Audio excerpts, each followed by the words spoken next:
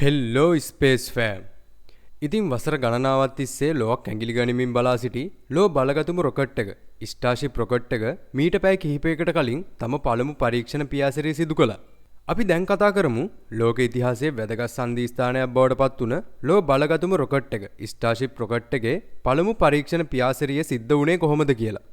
Video එක බලන්න කලින් පොඩි මතක් කිරීමක් කරන්න ඕනේ.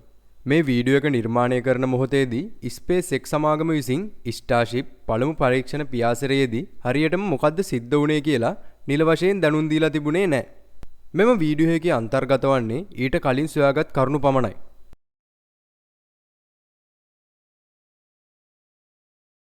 ස්ටාර්ෂිප් ලොන්ච් එකට පැය විනාඩි 39කට කලින් සුපර් හෙවි බූස්ට් එකට ලික්විඩ් මීතේන් සහ ලික්විඩ් ඔක්සිජන් පොම්ප කිරීම ආරම්භ කළා.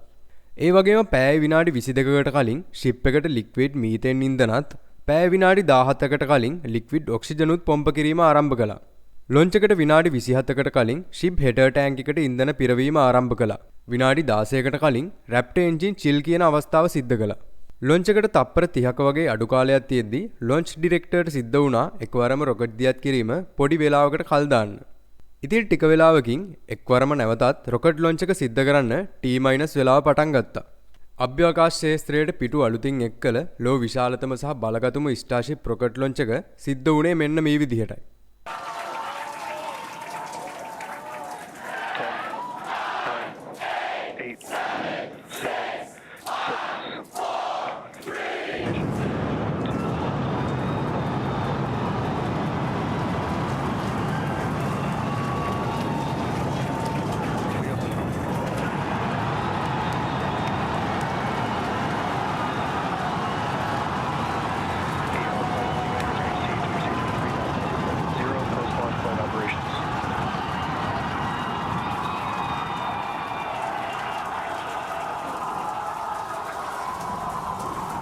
Booster upper chamber pressure is nominal.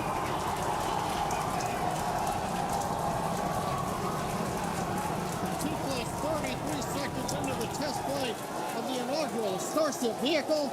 Tower cleared, we're into pitch over. Propulsion reports first stage engines nominal. What a sight from the ground cameras at Starbase. We're flying at twice the thrust of the Saturn V heading to space. Additional signal, Corpus Christi. We're throttled down and throttled back. Starship rocket එක launch pad එකෙන් දියත් වන විටදීම රැප්ටර් engine 3ක් ක්‍රියාවිරහිත වී තිබෙනවා.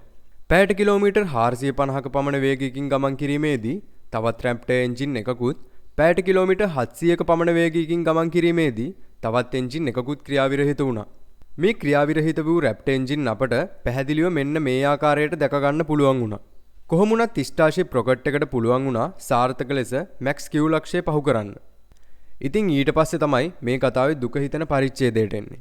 Max Q ලක්ෂයෙන් පසුව super heavy boost එක ගැලවී නැවත පෘථිවියට කඩා වැටෙන. එහෙම නැත්නම් ස්ටේජ් සෙපරේෂන් අවස්ථාවේදී යම්කිසි දෙයක් හරියට සිද්ධ වුණේ නැහැ. ඉතින් ඒ අවස්ථාවේදී මොකද්ද හරියටම සිද්ධ වුණේ කියලා SpaceX සමාගම විසින් තවමත් හරියට දැනුම් දීලා නැහැ. කොහොම හරි ස්ටාර්ෂිප් රොකට් එකෙහි ගමන්පතේ වෙනස් වුණ නිසා SpaceX සමාගමට සිද්ධ වුණා ෆ්ලයිට් ටර්මිනේෂන් සිස්ටම් එක මගින් ස්ටාර්ෂිප් එක පුපුරවා හරින්න. I do want to remind everyone that everything after clearing the tower was icing on the cake.